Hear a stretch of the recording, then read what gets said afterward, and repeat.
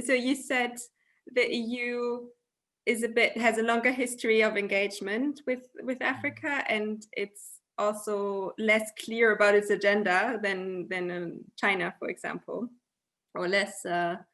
Yeah, but is that also related to the EU not being a state, but kind of 27 different states? How is that perceived in your view? To what extent is the EU acting as one common actor in Africa, or how is that more like France and Germany and Italy pursuing different interests? I think it has taken the EU quite some time to forge a coherent policy towards Africa, but that's also for very understandable reason. That when you had the enlargement of the EU and new members, you have countries that have had not much engagement with Africa. And therefore, the core of the EU for a long time remained the French, the British before Brexit, and Germany and Belgium. I mean, the countries that have had a long legacy of engaging with Africa. So there has been an attempt, therefore, to galvanize around the core countries when it comes to Africa, particularly the French. And a lot of people who study EU-Africa relations always speak about the French influence on EU. I think it's only in recent years that I think the Germans came up and they began to like to diminish the French, particularly at the level of economic engagement. And therefore, Europe is trying to find a common position in Africa, and that's not easy, actually. It's not easy because you're also looking at 5 countries. Therefore, forging a common position on these countries for the EU is very difficult, even though I think there are very clear platforms over the years that have come up to express what the EU thinks about Africa. And so I think we can see that there is an attempt to forge a common collective policy towards Africa. But on the ground, sometimes it's not very easy. And therefore that forging of policy has to be negotiated within very different circumstances across these 55 states. Yeah. I'd like to go more into kind of individual crises, or because you're also such an expert on conflict prevention and mediation, but maybe before, in general, we've talked about the EU, but in your view, how are African states in terms of coordinating a common position towards the EU? Like, we're going to have an Africa-EU summit at some point. I think it currently was supposed to be in October and has been cancelled now or postponed, probably. But how good are African states in coming up with one negotiating position towards the EU in negotiations like that? You see, African countries have done very well in forging common positions because of the legacy of the economic engagement with the EU under the old frameworks of the Cotonou and all those agreements. Those agreements allowed African countries to at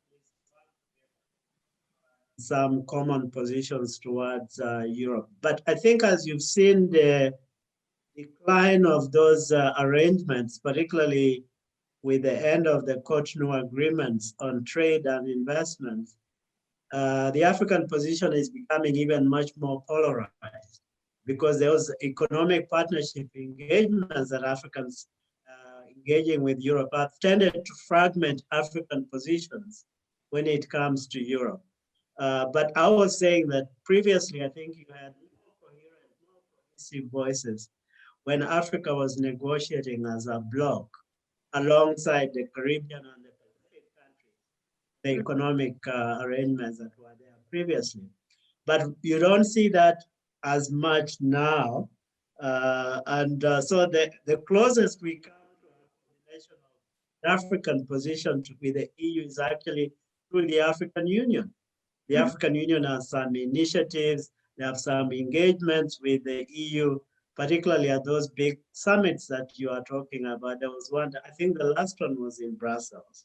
And there had been another one earlier. So there have been quite very good platform where African countries meet with Europeans to forge some semblance of common positions on some of these key issues. And I think we should say clearly that these are attempts by Africans to come together and try to see whether they can have a common position. But these countries also have their different agendas. They have competing interests. But once in a while, once every 2 or 3 years, they come together and there is an EU strategy on Africa. Mm-hmm. And the Africans tend to buy into those strategies as much as they can because they're dealing with so many other also. Yeah. So both African states and EU states obviously have kind of room for improvement in terms of coordinating a common position, but it's also understandable because in both of these basically continents, or in the case of the EU, of regional organizations, you need, basically you have a lot of different interests and represented. See, I wanted to give the example of Mali. Yeah, over the years since the crisis began in Mali, and not just the recent one, but from the previous years, you had the French taking the leadership, not just at the level of the EU, but mm-hmm. also at the level of the UN. Mm-hmm. So it has always been sometimes French positions in places where the French actually know those regions very well. In the Sahel, I think the Sahelian initiative is more maybe Germany and France, but in Mali itself, it was more of a French position, and in places like Chad also, where the French have a lot of interest. What passes for EU positions tend to be more French positions, but across the rest of Africa, I think there is an attempt for the EU to find common ground across many actors. So the Great Lakes, that's why you find the Belgians actually playing a bigger role in Great Lakes policies around the EU, because they do understand and the British used to also play that important role in the EU when it came to Somalia and so on. Those countries that these countries take responsibility. And we can go back into the 90s, the conflict resolution processes in places like Liberia, Sierra Leone. These were initiatives that were led largely, the EU participated very actively in this crisis, but often under the leadership of one of the big EU members. And in this case, in Liberia, in Sierra Leone being Britain, but in places like Cote d'Ivoire, and then the French taking a much more leadership role and pulling in the EU for those kinds of engagements. Yeah. As I mentioned earlier, we had was in the Congo, and that was more of a broad-based European engagement to stabilize the DRC. So they are trying, they do some good things here as the EU, but often you need, within the EU, you still need leadership from one of the core countries like France or Germany now taking increasingly more economic leadership roles within the EU, and it filters into Africa. Yeah, it's quite, we've had this discussion on the podcast several times now on Mali and Mali policy, and kind of the differences between French and German views on how EU policy should look like. So it's quite a controversial topic actually as well in Germany and Europe right now.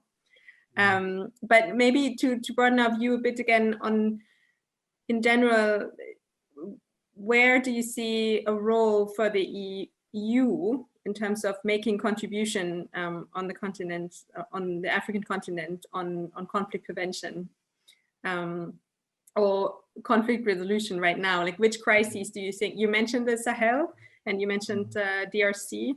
Are there other crises where you think there's a particularly important role for the EU to play in helping to manage those? I think, Africa still needs the EU leadership role in crises like Libya it's come to this stage because I think there has been a lot of competitive interest by a lot of regional powers. And I don't see the EU taking as a frontal role as it should. Or rather, it did try at the very outset after the fall of Gaddafi. But gradually, I think the EU started to maybe devolve more responsibilities probably to the French, and it then began to really decline.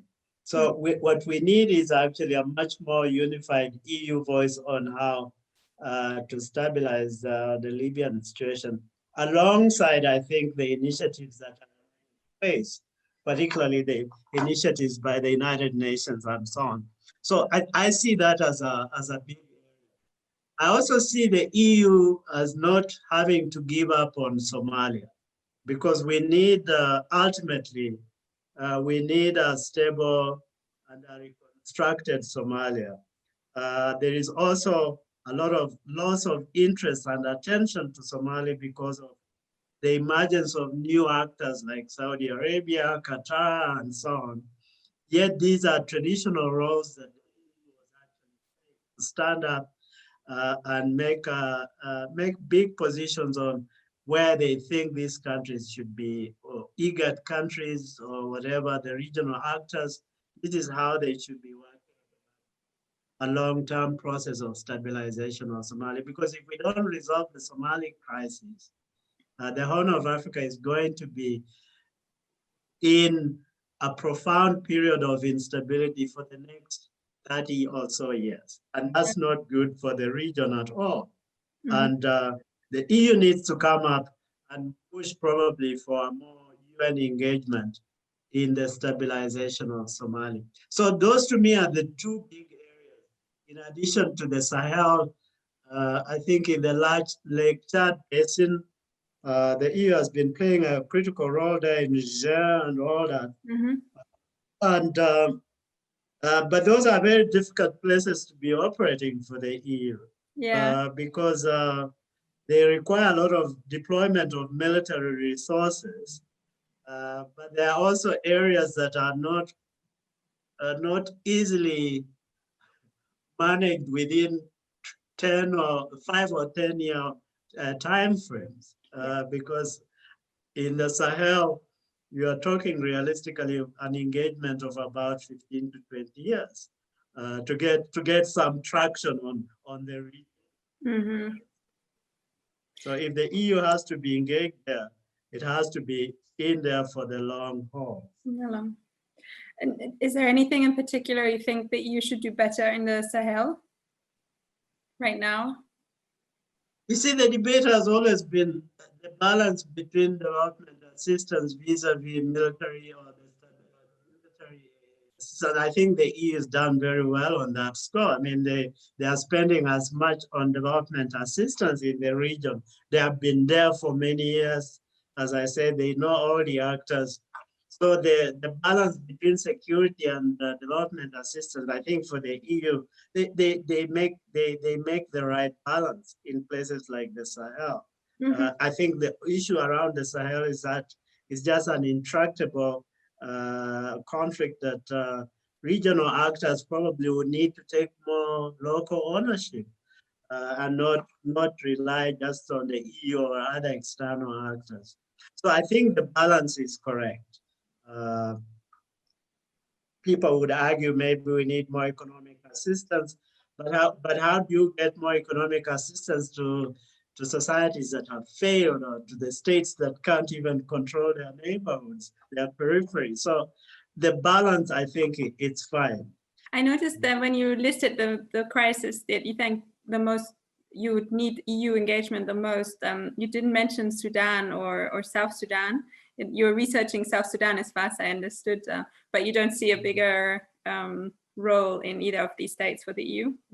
No, in South Sudan, the EU played a lot of cards in getting South Sudan to be independent. The EU was engaged with this crisis from the 80s. And I think when the South Sudanese got their independence, they should have used that as a way to begin to resolve their problems. The EU has been engaged within the IGAD process, trying to get the Sudanese. But these are some crises that the EU should no longer be engaged in. Oh, good. Because the more you engage in this kind of conflict, the more you allow the local actors not to take any action. The South Sudanese, I've always argued, it's not even a crisis for the region. It is a crisis for the Sudanese leadership. There have been a lot of reports, a lot of discussions about how do you create a functional state now that you are independent from Sudan. And I think without that kind of local ownership, external actors only postponing the big crisis in South Sudan. On Sudan itself, I think Sudan itself is doing fairly well. After the end of Mr. Bashir's regime, now you have a transitional government, and it's a multi-party government, a military civilian. I think that that government is going to do very well in restabilizing a semblance of democratization in Sudan. I would not worry too much about the Sudan as such. But in the Horn, actually, maybe one area to mention is the Ethiopia, the Ethiopia-Egypt crisis. Maybe that's an area that the EU hasn't been mentioned in that crisis.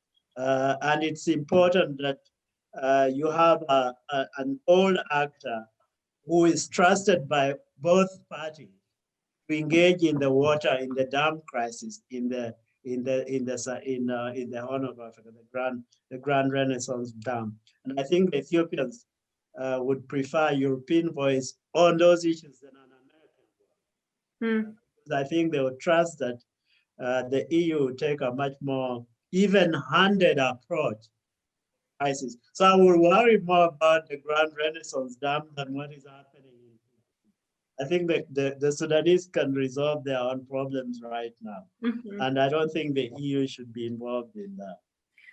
This is very interesting. Are there other crises where you think the EU should take a step back and not get too involved, or where you even think that the EU is not only not playing a constructive role, but is doing more harm than good? You see, the crises that I want to mention are the crises where the EU has done more than it could do previously. And therefore, if these crises erupt again, there's no reason why the EU should be engaged. And I mentioned Burundi, for instance. I think Burundi is on a positive trajectory now, especially after Mr. Nkurunziza left power.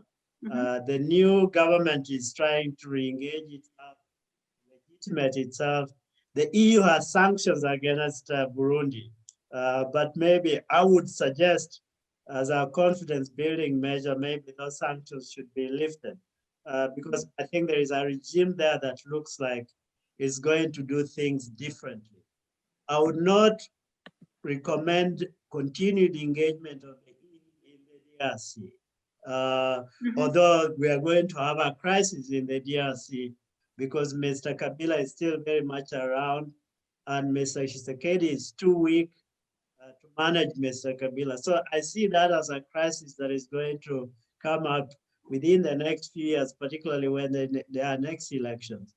So, but I would rather the EU steps back from some of these crises where it is not going to make much of a difference now because it has had long-running engagements that have been useful in the past. If you played a useful role in the past, I think it's good to say, I think you guys now you're adults and we're going to leave you alone.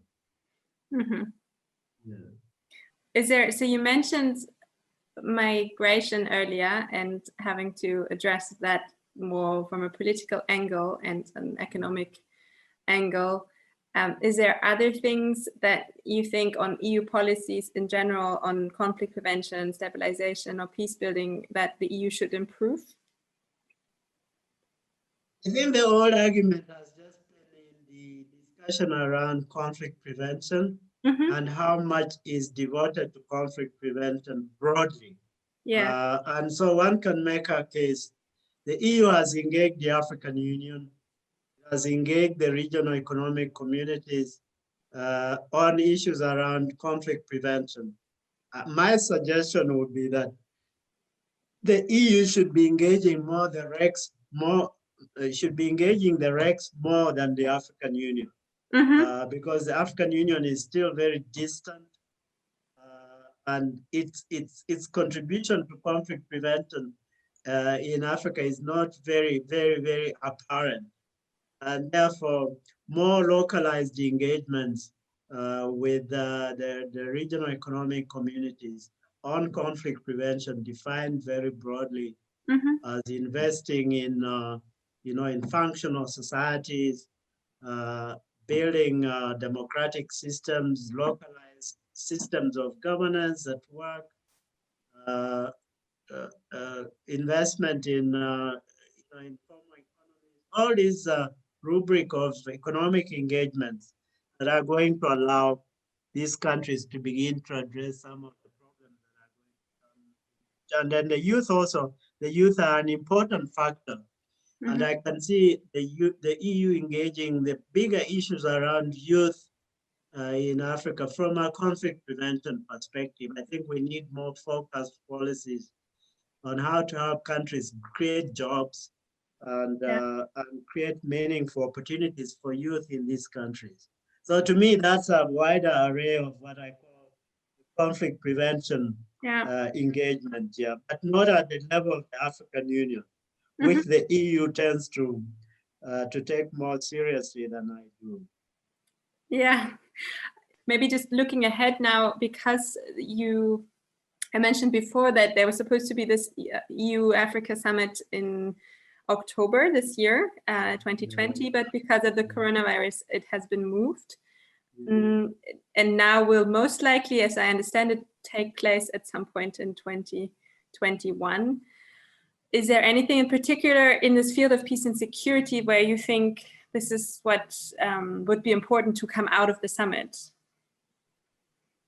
I think before 2021, we need to see some concrete solutions to some of the existing problems that the EU and Africa have been negotiating around. I think we need some peace in South Sudan. We need sustainable peace in South Sudan. I think if we could make progress before the summit, it would be good. We also need, I think, a good framework for security in the Sahel region, where the EU has invested a lot. But it would be good to begin to see what are some of the positive elements of EU engagement in the Sahel. Can we begin to point to some good things that would justify continued engagement in the Sahel, in the Lake Chad Basin region? There are some pointers to positive movement in places like the Horn of Africa, Somalia, for instance. So what is that going to be? Before this summit, I think we need a clear mapping of what has happened over the last few years. From the last EU-Africa summit, what can we learn from peace and security in these various areas? And as I said, when you come to issues like Libya, then we'll begin to ask, why was the EU lax in engaging around stabilization of Libya or North Africa in general? So it would be good just to do a mapping of what are the big crisis areas that still need more attention, and which ones are showing some positive trajectories.